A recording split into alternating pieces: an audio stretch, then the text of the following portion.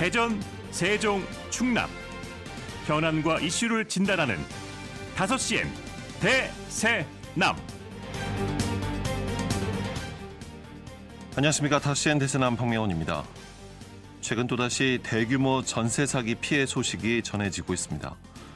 전세 사기 피해자 지원 및 주거 안정에 관한 특별법이 시행된 지도 4개월이 지났지만 피해는 계속해서 확대되고 있고 피해자들에 대한 실질적인 구제는 요원합니다. 일단 특별법의 전세 사기 피해자 인정 범위가 매우 좁습니다. 피해자는 임대인이 세입자를 속일 의도가 있었음, 그러니까 사기 의도를 입증해야 피해자로 확인받습니다. 또 하나의 임대인으로 인한 피해가 여러 건이어야 하는 다수의 피해 발생도 증명해내야 합니다. 임차인 한 개인인데 자신의 피해 사실을 입증하고 증명해야 하는 것입니다. 실제로 국토부의 전세 사기 피해자 결정 부결 현황 자료에 따르면 피해자 결정 과정에서 94% 이상, 약 530건이 말씀드린 다수 피해, 사기 의도 요건을 충족하지 못한 것으로 확인되는데요. 이 제도 혜택의 사각지대도 많습니다. 오피스텔은 피해 유형이 가장 많은데도 구제받기 어렵습니다. 주거용이 아닌 업무용 오피스텔에 입주해 있으면 대출도 안 돼 당장 살아갈 돈을 빌리는 것조차 어려운 상황입니다. 이처럼 피해자로 결정받기도 쉽지 않습니다만 피해자로 결정이 되면 국가에서 마련한 제도의 혜택은 바로 이루어지는 걸까요? 안타깝게도 그렇지도 않습니다. 전세 사기 피해자로 최종 결정되면 저리 대환 대출, 긴급 복지 지원 등의 지원이 이루어지는데요. 경매나 공매 완료 시점에 최우선 변제금 상당 금액을 최장 10년간 무이자로 대출 받을 수 있도록 돼 있고 2억 5천만 원까지 연 1.2에서 2.1%의 저금리 대출을 지원하고 있지만 경공매가 완료된 이후에야 그 무이자 대출을 받을 수 있어 그 전까지는 한 달에 수십만 원에 달하는 대출 연장 이자를 지불해야 합니다. 저금리 대출 역시 연소득, 자산 등의 기준을 충족해야 받을 수 있는 것이라 전체 피해자 중 약 1% 정도, 그러니까 100명 중 단 1명만 지원받는 수준입니다. 거의 혜택을 이용할 수 없다는 것입니다. 피해자로 인정받기까지도 피해자로 결정된 이후에도 이 정부의 대책이라고 나온 특별법은 피해자들을 지켜주지 못하고 있습니다. 그래서 피해자들은 지금의 특별법이 마치 과장 광고와 같다고 얘기합니다. 지난 주말 전국에서 모인 피해자들은 집회를 열어 특별법의 한계를 지적했는데요. 가해자를 처벌하고 그들의 재산을 몰수할 수 있는 그 강력한 법이 마련돼야 피해자 구제와 함께 다시는 이 같은 피해가 반복되지 않을 것이라며 법 개정을 촉구하고 있습니다. 자, 오늘 집중 인터뷰에서는 전세 사기 피해자 당사자 한 분에게 실제로 피해자로 결정된 이후 전세 사기 특별법 제정 이후에 달라진 것은 있는지 지역 피해자들의 솔직한 상황을 들어보겠고요. 이어서 바른경제 부동산 시간에는 전세 보증보험의 한계와 또 대책에 대해서도 짚어보겠습니다. 청취자 여러분의 많은 청취와 관심 부탁드리면서 10월 17일 화요일 5시엔 대세남 시작합니다.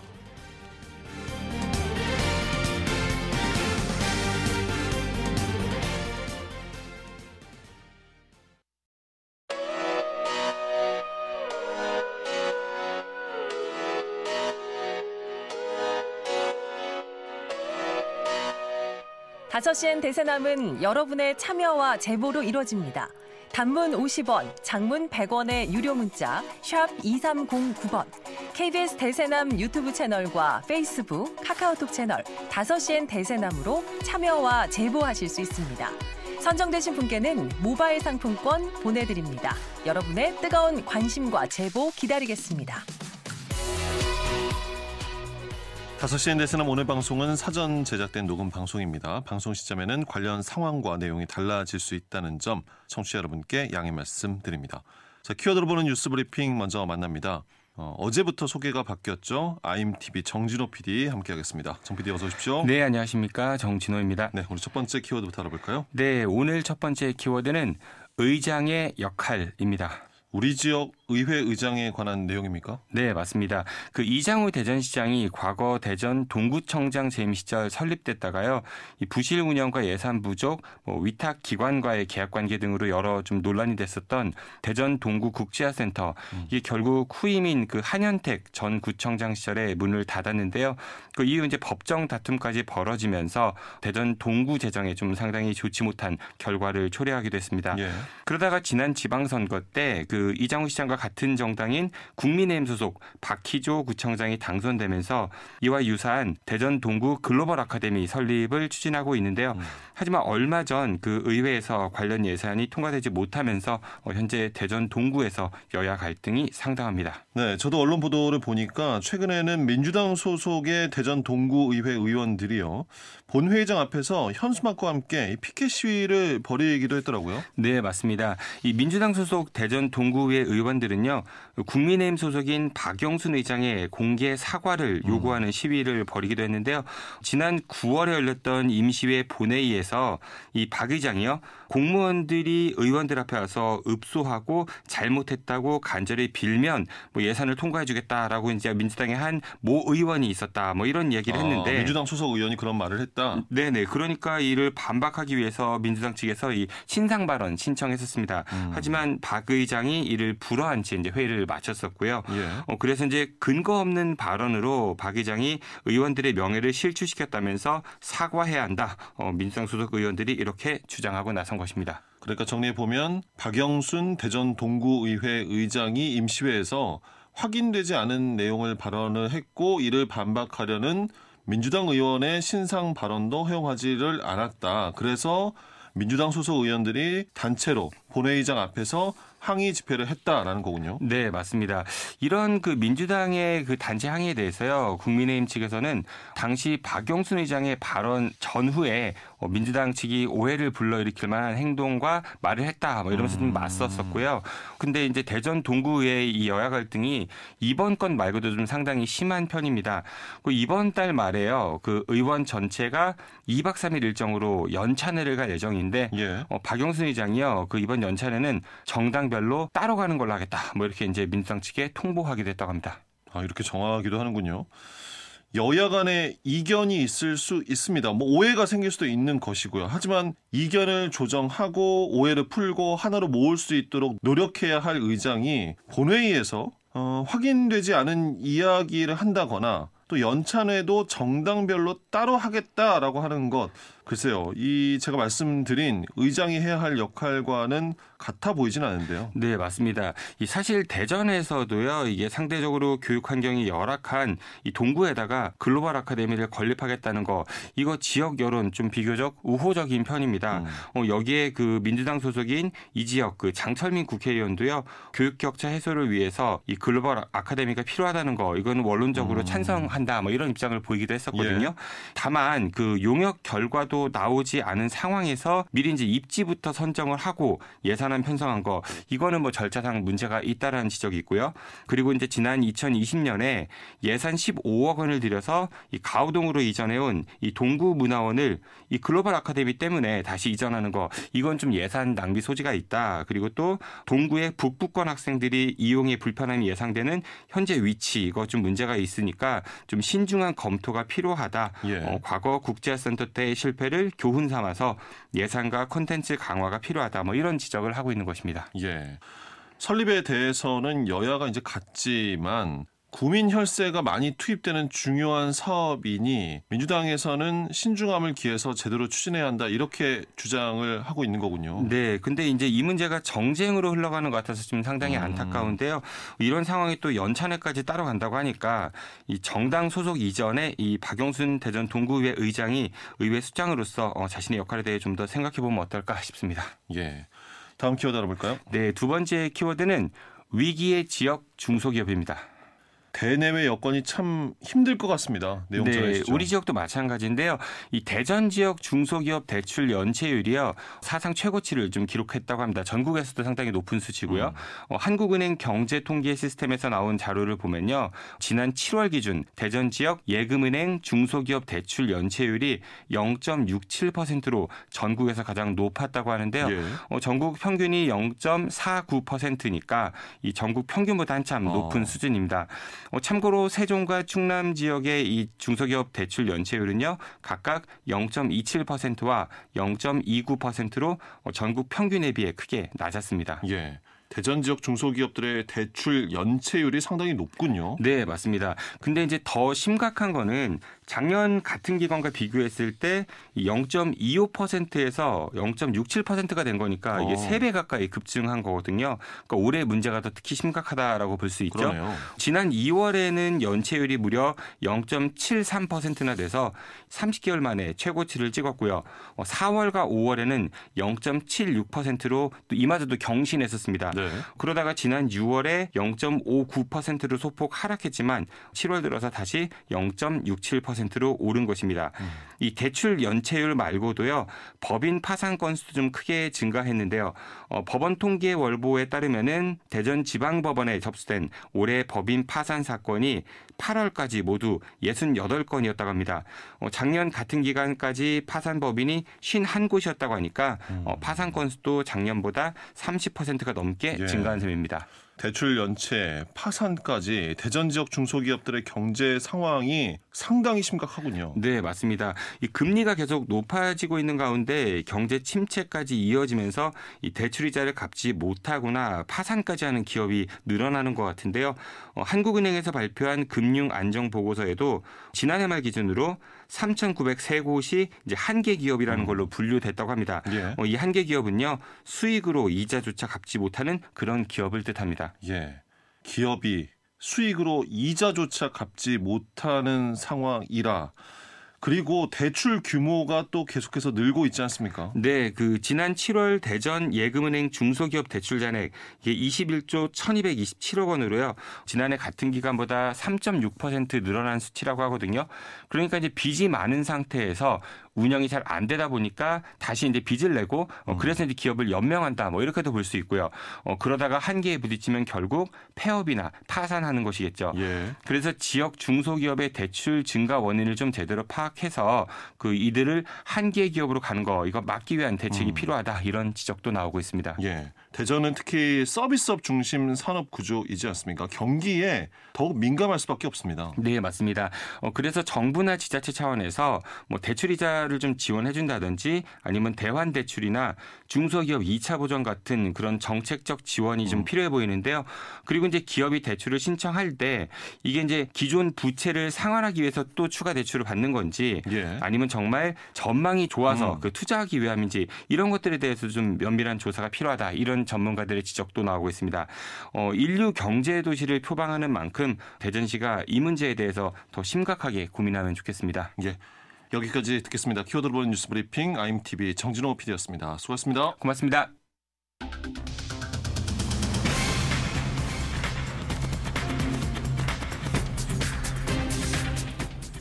다섯 시엔 지역의 이슈와 현안을 진단합니다.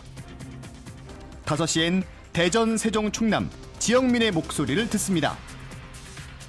5시엔 시사라디오, 5시엔 대세남이 있습니다. 화요일 5시엔 대세남 집중 인터뷰 이어집니다. 전국적으로 전세 사기, 깡통 전세 피해가 급증하면서 피해 구제와 피해 예방을 위한 정부 정책과 또 특별법이 마련됐지만 실효성이 떨어진다는 비판이 이어지고 있습니다. 피해자들은 보완책을 호소하고 있는데요. 지난 5월 저희 5시엔 대세남에서는 지역의 전세 사기 피해자 한 분을 연결해 이야기를 나눴습니다.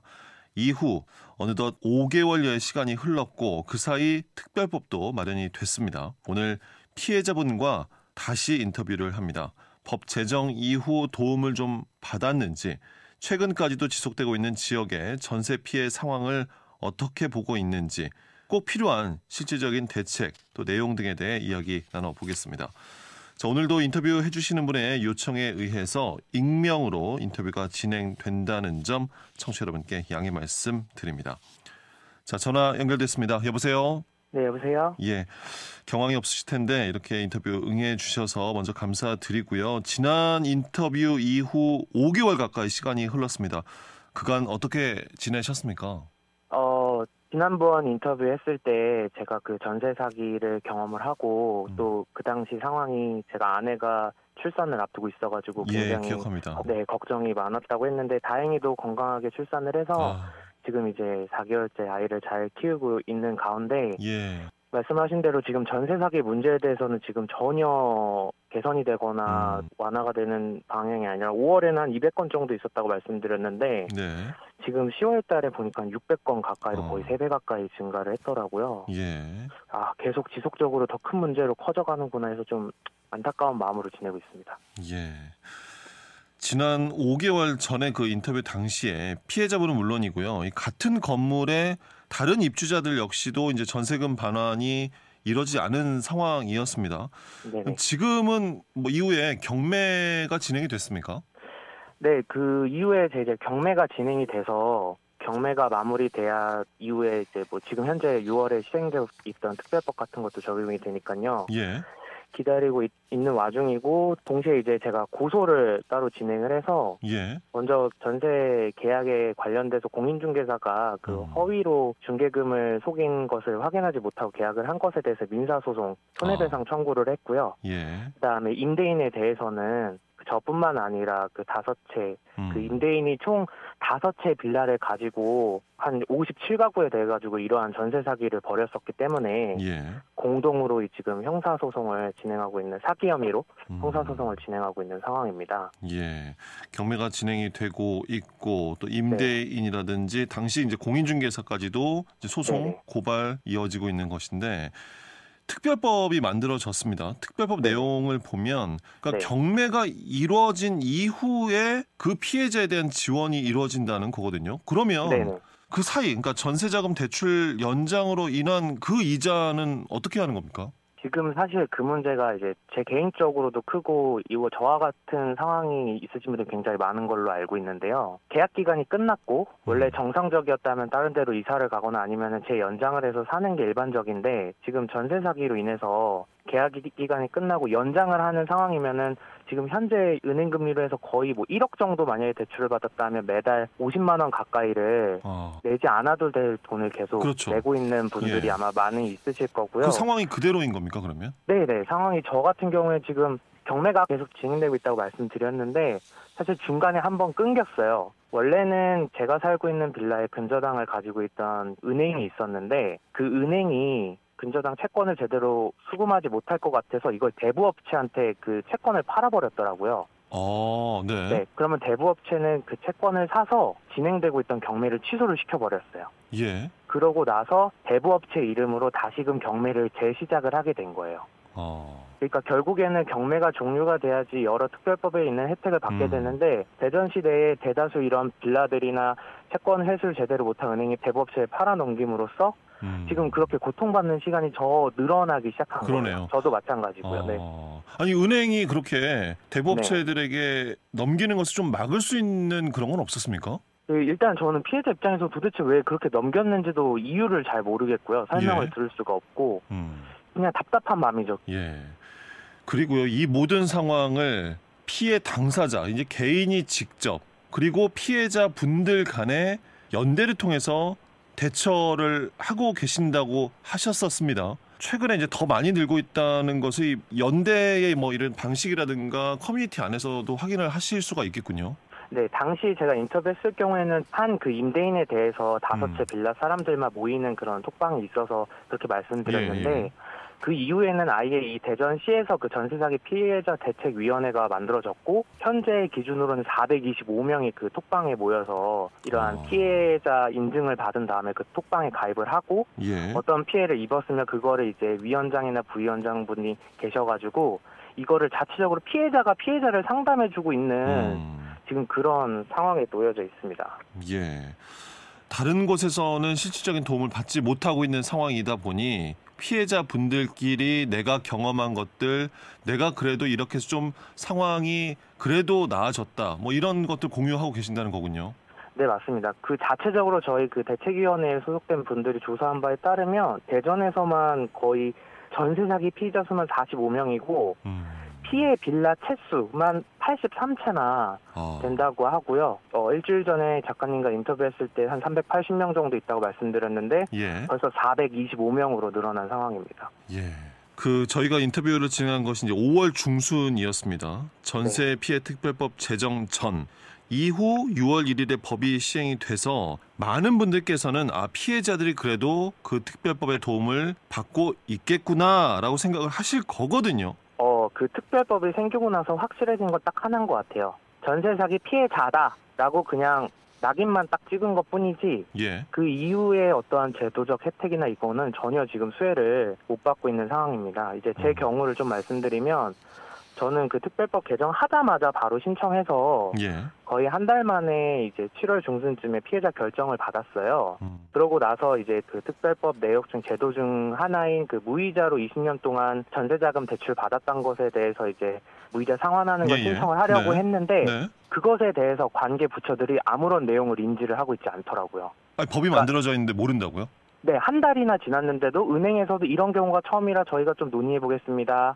주택보증공사에서도 저희가 지금 처음이라 논의해 보겠습니다 해서 피해자인 제가 은행에도 전화하고 보증공사에도 전화하고 둘이 통화를 해보세요 하면서 연락처도 주고받고 하고 나서야 이런 식으로 진행을 해야 되겠다라고 결정이 나더라고요. 그래서 정말 개인적으로 너무 황당했고 지금은 그나마 다행인 게 어느 정도 주택보증공사와 은행과의 이제 관계가 좀 설정이 돼서 진행을 할 수 있는 상황은 마련했으나 앞서 말씀드렸던 것처럼 모든 제도적 혜택은 경공매가 종료가 돼야지만은 그 혜택을 받을 수 있는 상황이라 아무도 그 혜택을 제대로 받으신 분이 적어도 대전에는 없는 걸로 제가 판단하고 있습니다. 예.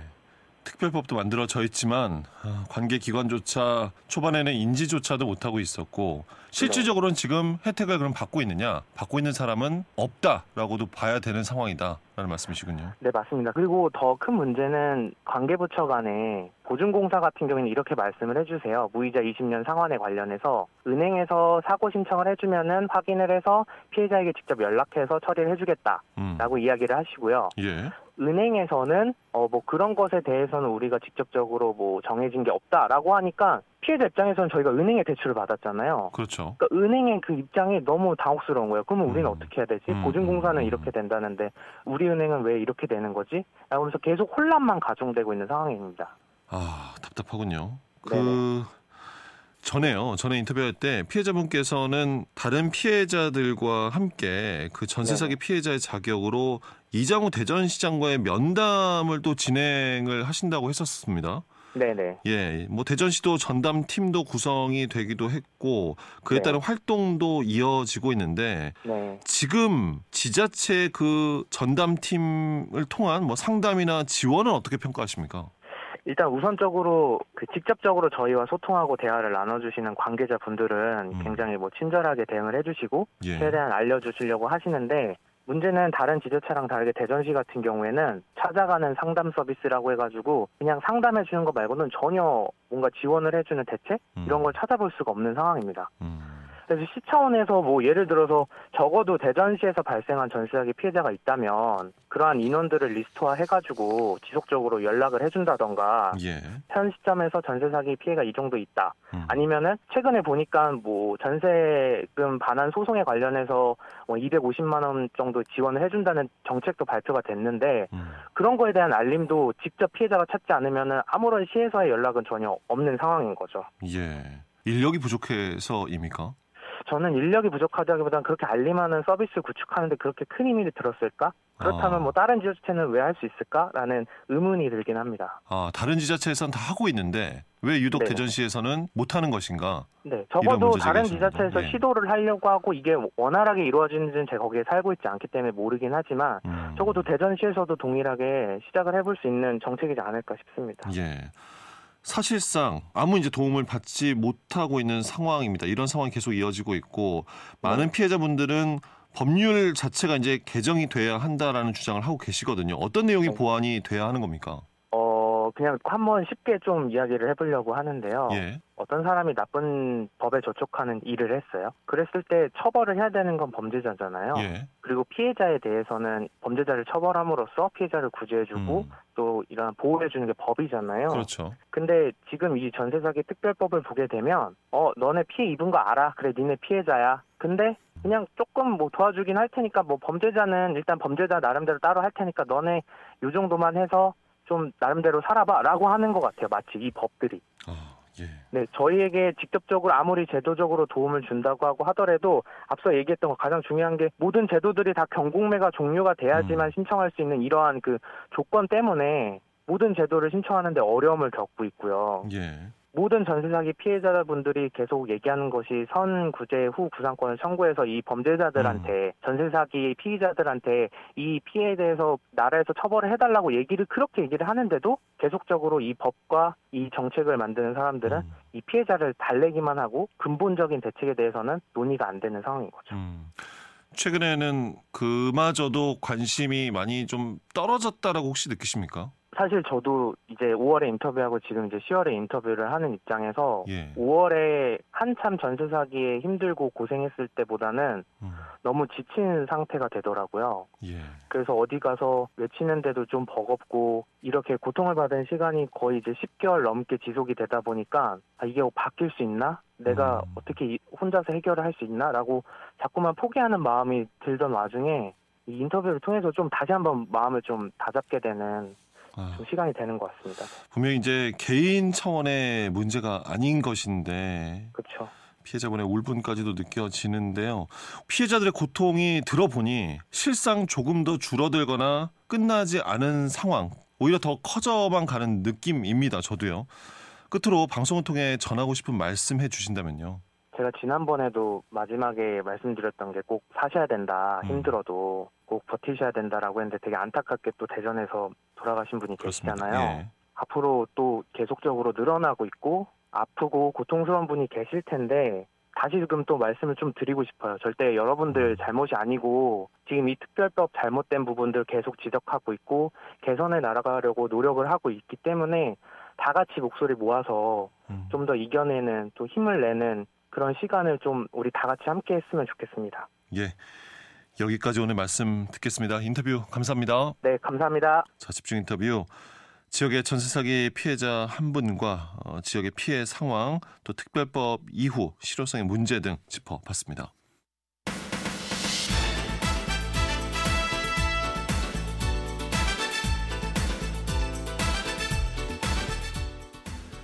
이어서 달라지는 지방의회를 기대하며 대전, 세종, 충남 우리 지역의 지방의회 초선 의원을 초대해 의정활동과 또 지역사회 의제에 대해 짚어보는 시간입니다. 초선열전. 오늘 만나볼 초선 의원 논산시의회 더불어민주당 소속의 김종욱 의원입니다. 자, 김 의원님 어서 오십시오. 반갑습니다. 안녕하세요. 자, 먼저 청취자 여러분께 간단한 소개 인사 말씀해 주신다면요. 네, 안녕하십니까. 사람이 희망입니다. 그 희망이 되겠습니다라는 생각으로 정치를 시작한 논산시의회 의원 김종욱입니다. 예. 의정활동이 벌써 이제 2년째가 되는데요. 가장 기억에 남는 순간 기억, 힘들었고 어려웠던 것들이 있다면 어떤 것이 있을까요? 의정활동을 힘차게 이렇게 시작을 하면서 가장 기억에 남는 일은 2023년도 본예산 심의시에 산업건설위원회에서 지역예산 화폐 40억이 이제 삭감돼서 올라온다는 이야기를 듣고 굉장히 좀 놀랬습니다. 많이 놀랬고 정부의 지침도 있고 그렇지만 지역 화폐에 대한 어떤 필요성을 제가 많이 알고 있던 사람으로서 그게 과연 이 삭감이 되면 될까라는 어떤 부분이 되게 신경이 쓰여서 소상공인의 입장으로 이제 의원님들한테 잘 설명을 드려갖고 이 40억 전액을 살린 일이 가장 기억에 남고요. 예. 가장 이제 정치하면서 힘들었던 순간들은 전 시장님이 했던 어떤 좋은 정책들이나 이런 것들이 자꾸 이렇게 사장을 되려고 하고 이런 그런 부분들이 하고. 이번 집중호우 때 산사태로 인해서 양재추모원에서 산사태로 돌아가신 그렇죠. 두 분이 예. 떠오를 네. 때가 가장 아쉬움이 많이 남고 가슴이 아픈 사고입니다. 분명 막을 수 있는 인재였는데요. 네. 그래서 저도 5분반을 통해서 그런 부분에 대해서 좀 더 세심한 살폈더라면 이 두 분이 희생이 되지 않았을 거라는 얘기를 좀 한 바도 있습니다만은 좀 마음이 굉장히 아팠던 사건입니다. 예. 김 의원님께서는 후보 시절에요. 논산시 구도심 활성화와 소상공인 지원 확대, 또 문화도시 구축 등을 대표 공약으로 제시를 하셨었더라고요. 이런 내용들을 공약으로 내세우신 특별한 이유가 있겠습니까? 네, 저는 시의원이기도 하지만 지금까지 논산에서 작은 사진관을 운영하고 있습니다. 의원이 되기 전에는 그 사진관도 하면서 연극 극단도 하고 소극장도 운영하고 예. 공연 기획도 했었던 사람인데요. 예. 그러니까 뭐 소상공인이기도 하고 예술인이기도 하고 그러네요. 그랬어요. 네. 그래서 이 분야에 대해서 굉장히 많은 생각을 했던 이때 부분들을 제가 이제 공약에 실었던 건데요. 기본적인 생각은 이제 걸어 다녀야 좀 보인다. 뭐 이런 생각을 했던 것은 논산에서 제일 오래된 사진관입니다. 이제 3대째 제가 사진관을 할아버지, 그렇습니까? 아버지 저 이렇게 예. 이어서 이제 3대째 한 60년이 넘게 사진관을 운영해 오고 있는데요. 가끔 이제 사진관 앞을 지나가시는 분들 중에 여기 언제 사진관이 생겼어? 이렇게 반복 물어보시는 분들이 계세요. 예, 그렇게는 오래된 사진관인데요. 예. 그래서 네. 내가 우리 사진관이 여기 60년이 넘게 이 자리에 있었는데 이걸 모르는 분이 있을까? 이렇게 생각을 했을 때 사람들이 요새는 차를 타고 돌아다니니까 어디에 저희 뭐 어렸을 때는 뭐 항상 걸어 다녔잖아요. 걸어 다니면서 어디에 뭐가 있었는지 어디로 와 그럼 그래 걸로 갈게 라고 뭐 정확하게 그렇죠. 머릿속에 예. 어떤 지도가 그려져 있는데 지금 학생들이나 뭐 이런 뭐 어르신들도 어디에 뭐가 있는지 뭐 잘 모르십니다. 저도 뭐 걸어 다니면 여기는 어디가 뭐가 있는데 이런 게 있잖아요. 네네. 그래서 그런 것들이 어떻게 그 사람들을 걸어 다니게 하면 좋을까라는 생각들을 많이 했었고 도심에 그 주차 공간을 좀 많이 만들어서 사람들을 그 주차를 하고 좀 걸어 다니게끔 해야 되겠다. 차로 그리고 그냥 지나가는 것이 아니라 주차하고 그리고, 걸어서 이동할 수 있게. 그리고 또 걸어 다니려면 좀 좋은 인도를 좀 만들어야 그래야죠. 되겠다. 예. 그리고 사람들이 걷기 편한 인도를 좀 만들어야 되겠다는 어떤 그런 생각들을 좀 많이 했고요. 그리고 논산 시민들은 문화 이 체험이라든지 문화 광자에 대한 어떤 요구가 대단히 높습니다. 그래서 그분들이 뭐 논산 문화원이나 이런 뭐 센터에서 도서관이나 이런 데서 뭐 하는 어떤 문화 행사에 많이 참여를 하세요. 예. 그런데 그 인구가 진짜 대단하시거든요. 그런데 그 문화원이나 아니면 그 뭐 도서관이나 이런 데는 좀 외곽에 있습니다. 그래서 어떤 그런 욕구를 갖고 있는 분들이 구도심에 빈상가가 많잖아요. 네. 그래서 그 빈상가에 좀 이렇게 시에서 그 임대를 하거나 아니면 그 빈상가들을 사서 그런 쪽에 이제 문화센터의 거리를 좀 만들고 뭐 이렇게 하면 수요가 많으니까 접근성을 그렇게 해서 높이면 되겠네요. 네, 아무래도 구도심이 좀 활성화되지 그러네요. 않을까. 예. 좀 더 좋지 않을까 이런 생각으로서 제가 그런 어떤 공약을 제시를 했습니다. 뭐 일석 한 4조 5조 되는 그런 공약으로 들리는데 어느 정도 그러면 실제 진행이 좀 됐습니까? 진행이 좀 어렵고요. 조례라든지 법령으로서 이제 그 상가를 우리가 임대를 할 수 있는지 아니면 저걸 살 수 있는지 이런 부분에 대해서 공무원들과 좀 얘기를 하다 보면 아니 소상공인 입장에서 이게 어느 정도 가능할 거라는 생각을 그렇죠. 하셨기 때문에 네네네. 제시를 하신 건데도 예. 어렵습니까? 제 초선이잖아요. 그래서 또 예. 1년 됐고 네. 그래서 이제 지금 꾸준하게 이야기를 하고 있습니다. 그래서 꾸준하게 이야기를 해서 이게 공과가 없으면 움직이질 못하잖아요. 그래서 이제 설득하고 있는 거죠. 이걸 좀 해보면 되지 않겠습니까? 이런 것도 가능하지 않겠습니까? 이런 거를 자꾸 설득을 하고 있습니다. 그래서 그런 설득이 좀 잘 되어진다면 의원 신분에 맞게끔 또 조례도 만들고 그래서 그 조례에 의해서 또 행정을 할 수 있는 또 공무원들의 행정력을 높일 수 있는 어떤 그런 것들을 만드는 게 의원의 신분이 아닐까 이렇게 생각합니다. 예. 김 의원님께서는 지금 그러니까 논산시의 가장 시급하고 중요한 현안은 무엇이라고 생각하십니까? 어느 시군이나 마찬가지겠지만 가장 직면한 문제는 뭐 인구 소멸이죠. 네. 뭐 얼마 전에 충남도에서 뭐 발표한 거에서도 뭐 논산이 인구 소멸에 뭐 거의 뭐 1, 2를 뭐 다루고 있다. 깜짝 뭐 놀랄만한 어떤 그런 소식들이 있는데요. 논산시가 이제 행정부가 이제 바뀌면서도 굉장히 열심히 우리 시장님도 열심히 하고 계시고 뭐 여야를 떠나서 의원님들이 부딪힐 때는 부딪히지만 뭐 이런 인구 소멸이나 이런 부분들에서는 굉장히 협력을 하면서 의견을 내놓고 있고요. 그다음에 뭐 산후조리원 같은 것도 뭐 진행이 되고 있고 논산에 꼭 산부인과의 의사와 간호사들이 꼭 있어야 되겠다. 가까운 뭐 부여나 이런 쪽은 없거든요. 그래서 이분들도 떠나시려고 하는데 이런 떠나시는 분들을 잡아놔야 되겠다 해서 그분들 좀 지원도 하고 있고 응급의료원들이 뭐 소아청소년과나 이런 부분들의 응급의료원들이 없잖아요. 그런데 그런 응급의료원들을 구해서 백세병원에다가 좀 하고 있는 그런 노력들을 계속하고 탄생 축하금도 주고 결혼 장려금도 주고 이런 많은 노력을 행정부와 의회가 손잡고 이렇게 하고 있습니다. 의원님 말씀 들어보니까요. 이제 3대째 그러니까 토박이로서 그 논산에 대한 지역에 대한 애착과 책임감까지 저는 이제 느낄 수 있지 않나 싶은데요. 감사합니다. 얘기해 주셔서.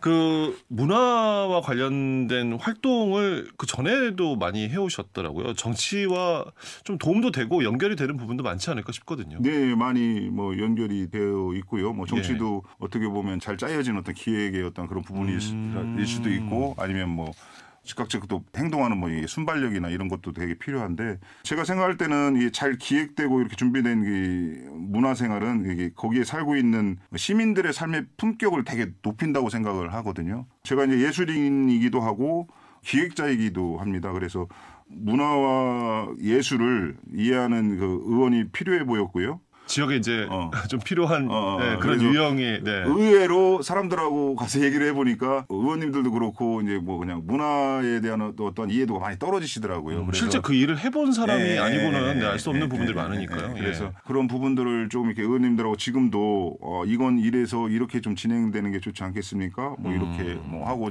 그런 뭐 도움의 역할을 좀 하려고 노력을 하고 있고요. 그 다음에 특히 이제 공무원분들은 이렇게 좀 이렇게 변화하는 걸 되게 싫어하죠. 지속되고 안정되게 갔으면 좋겠다고 생각을 하는데 제가 이제 그런 부분에서 특히 이제 문화예술 쪽에 담당하시는 분들한테 나름대로 요구를 많이 합니다. 뭐냐면 뭐 돈으로 지원하는 것도 되게 좋지만 지금 갖고 있는 인프라가 뭐 예술회관 아트센터가 있고 뭐 공연할 장소가 있는데 사실상 그 예술인들이 그런 공연장을 활용을 잘 못합니다. 사실은 시설이 있고 사람이 있는데 시설이 되게 좋은데도 불구하고 공연을 가서 보면 좋은 공연을 나름대로 할 수 있는 단체인데도 불구하고 돈이 없어서 이런저런 사람들 못 데려오잖아요. 그러면 나는 인프라가 있는데 이 인프라를 좀 활용을 해서 좀 어차피 시에서 도와주는 거니까 그런 인프라를 좀 조명도 좀 그 조명 담당하시는 분이 대략이라도 좀 맞춰주고 만약에 3명이 추는데 그 사람들 다 빈 조명으로 다 따서 이렇게 주면 되게 보기도 우아하게 보이고 막 이러는데 환하게 그냥 해주면 그 화계 같은 뭐 이런 분위기잖아요. 아무리 좋은 시설이 있어도 그거를 해줄 분들이 없었던 거거든요. 그게 되게 답답했어요. 답답해서 지금도 얘기를 하고 있는데 지금 뭐 조금씩 나아서지고는 있습니다. 그래서 제가 문화활동을 하면서 어떤 경험이나 이런 걸로 이야기를 했을 때 이런 게 조금 변화가 되는 모습을 봤을 때 내가 이런 정치를 하길 잘했구나 뭐 이런 생각을 좀 들고 그다음에 직접적으로 이제 뭐 문화예술인들은 저한테 거는 기대가 좀 있었어요. 그러니까 뭐 지원이나 이런 거를 했는데 저는 이제 딱 들어가서 생각하는 게 그렇더라고요. 제가 뭐 문화예술인들 지원금으로 나오는 걸 뭐 300만 원을 뭐 50만 원을 더 주고 뭐 100만 원을 더 주고 할 수도 없지만 얘기를 해서 그렇게 올려주고 하자고 해서 과연 그분들한테 뭔가 이득이 있을까 이런 생각이 저도 해봤지만 저도 뭐 제 돈을 들여서 거의 했으니까요. 그런 분들이 좀 이렇게 돈을 좀 덜 들이면서도 좀 이렇게 품격 있는 공연, 논산에서는 공연을 이런 사람들도 이렇게 공연을 하네, 뭐 이런 거를 좀 듣는 이런 인프라를 좀 돈 벌려고 하는 것이 아니라 실제 공연을 하고 전시를 하고 그러고 싶어서 하시는 거잖아요. 그러니까 단순히 그냥 뭐 현금적인 지원 자체 그게 중요한 건 아니니까. 그 인프라가 좀 굉장히 중요하다. 왜냐하면 그거는 나중에 어떤 이런 그런 구성이 잘 돼 있으면 그건 지속적으로 가는 건데 돈은 보시다시피 내년에도 뭐 긴축제를 한다고 뭐 그러는데 자꾸 줄을 수도 있고 뭐 이렇잖아요. 그런데 돈에 의해서 자꾸 뭐 예술을 하려고 하고 뭐 이러다 보면 좀 그렇습니다. 너무 그래서 좀 그런 걸 좀 바꿔놔야 되겠다. 그래서 어떤 그런 전문적으로 하시는 분들을 좀 더 돈을 들여서 고용을 해서라도 공연하는 사람들을 좀 더 이렇게 편하게 해줄 수 있는 그런 시스템이 오히려 그 사람들을 뭐 50만 원, 100만 원 더 지원해 주는 것보다 공연의 질이나 그 사람들의 생각을 높여주는 게 아닐까 이런 생각을 합니다. 소상공인으로서 또 문화예술인으로서 지역에서 실제 느낀 그 경험 이런 점들이 개선되고 보완되어야 한다. 이 경험이 참 중요하지 않나 의원님과 말씀 나누면서 들고요. 그 생각이 앞으로 남은 임기 어떤 자세로 의정활동 하시겠습니까? 1년을 해보니까 제일 처음에는 내가 가면 이런 것도 할 수 있고 저런 것도 할 수 있겠구나라고 생각을 했는데 막상 이렇게 뭐 이야기를 나누고 하다 보니까 뭐 답답한 부분들도 있고요. 그다음에 저희가 뭐 여야 나름대로 의견 대립이 좀 있잖아요. 그래서 제일 1년간은 서로 막 이렇게 뭐 힘을 겨뤘다고 할까요? 뭐 이런 게 됐다면 이제 1년이 되니까 조금 보입니다. 그래서 이 분하고는 이렇게 얘기를 좀 하고 이렇게 하는 게 서로 뭐 정치는 그렇잖아요. 뭐 양보도 하고 뭐 할 것도 하고 줄 거 주고 그렇듯이 그런 게 이제 조금 생각이 나더라고요. 그래서 앞으로는 좀 더 생각을 좀 더 해서 협치를 할 수 있도록 한번 좀 노력 좀 해보는 게 좋지 않을까 생각을 하고요. 그리고 예. 또 가장 코로나를 겪으면서 굉장히 안타까웠던 게 아이들이 5세 미만의 아이들이 마스크를 쓰면서 언어와 이런 어떤 표현의 능력이 굉장히 떨어진다는 이야기를 듣고 제가 그럼 가면 1호 공약으로 어린이들 발달 장애가 좀 늦는 아이들에 대한 지원에 대한 조례를 좀 만들어서 하겠다고 했는데 이야기만 계속 듣다 보니까 이제 딴 의원님이 그걸 이제 하시더라고요. 그래서 박수를 쳐드리고 제가 그러면 선배님이 하시고 제가 거기에 대한 거를 좀 이렇게 잘 될 수 있는지 그럼 저는 더 살펴보겠습니다라고 했거든요. 그래서 아이들이 가장 중요하잖아요. 아이들이 좀 잘 크고 아이들이 진짜 논산에 있으니까 논산에 우리 논산에 사는 게 참 자랑스럽다. 뭐 이렇게 할 정도일지는 모르겠지만 의원분들 그리고 또 행정에 있는 공무원분들하고 잘 협의해서 참 살기 좋은 논산을 만들도록 노력해보는 게 제 자그마한 소망입니다. 예, 알겠습니다. 자, 초선열전 논산시의회 더불어민주당 소속 김종욱 의원과 오늘 말씀 나눴습니다. 나와주셔서 고맙습니다. 감사합니다.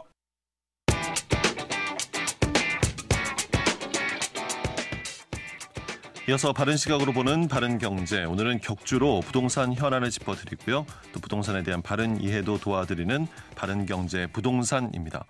대전과학기술대학교 금융부동산행정과 박유석 교수 오늘도 함께 하겠습니다. 교수님 어서 오십시오. 네, 안녕하십니까. 자, 최근 국토교통부가 발표한 전세 사기 피해자 결정 지원 현황에 따르면요. 올해 6월 이 전세 사기 피해 지원 특별법 시행 이후 지난 넉 달간 전세 사기 피해자가 총 6,063명으로 이제 집계가 됐습니다. 이런 우려되는 상황들 때문에 최근에는 전세 보증금 반환 보증보험 이 가입 건수가 급증했다라고 하는데 먼저 이 전세 보증금 반환 보증보험 어떤 것인지 설명을 좀 해주신다면요.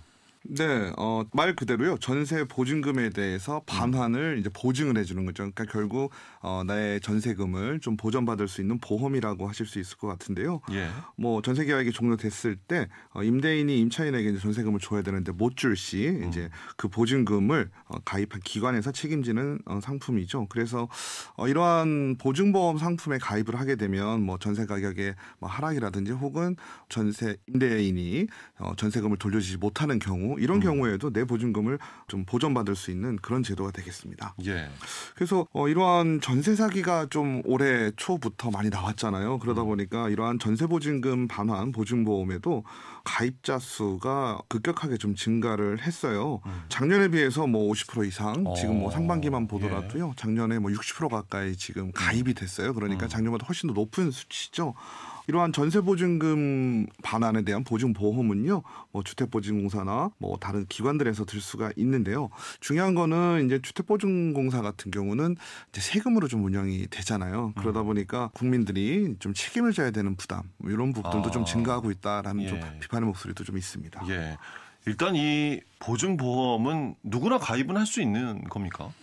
네, 그렇습니다. 기본적으로는 우리가 내가 이제 임차인으로서 어디 이제 방을 좀 얻으려고 할 때 보면요. 법인으로 가입되어 있는 집주인, 그러니까 회사가 좀 있을 수 있고요. 네. 개인이 좀 있을 수가 있습니다. 그렇죠. 만약에 임대인이 이제 임대사업자다라고 할 경우에는 이제 임대사업자가 의무 가입입니다. 그렇지 않은 경우에서는 주로 이제 세입자가 좀 직접 가입을 좀 하게 됩니다. 예. 그래서 주택도시보증공사, 주택금융공사, SGI 서울보증보험, 뭐 위탁은행이나 아니면 위탁받은 공인중개 사무소에서 가입이 좀 가능하세요.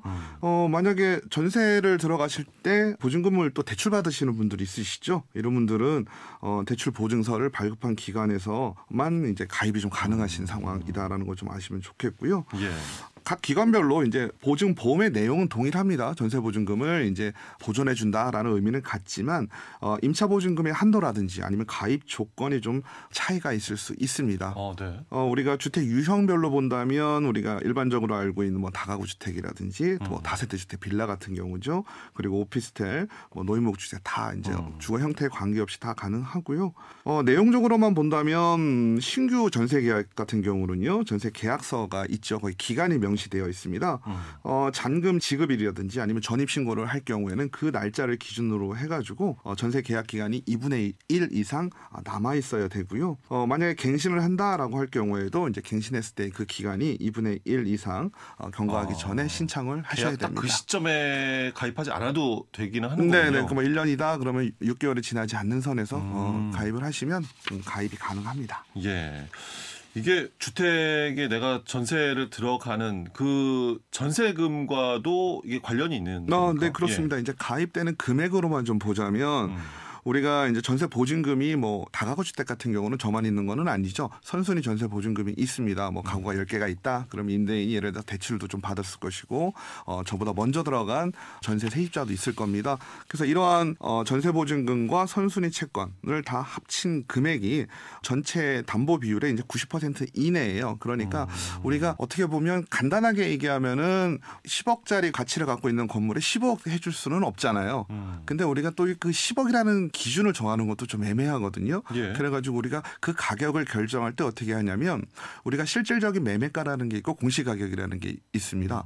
그래서 공시가격은 그래도 공식적으로 나온 가격이기 때문에 기준을 그거밖에 잡을 수가 없는데요. 실제 거래가액하고는 좀 차이가 있기 그렇죠. 때문에 예. 공시가격에 예전에는 150%까지 잡아줬어요.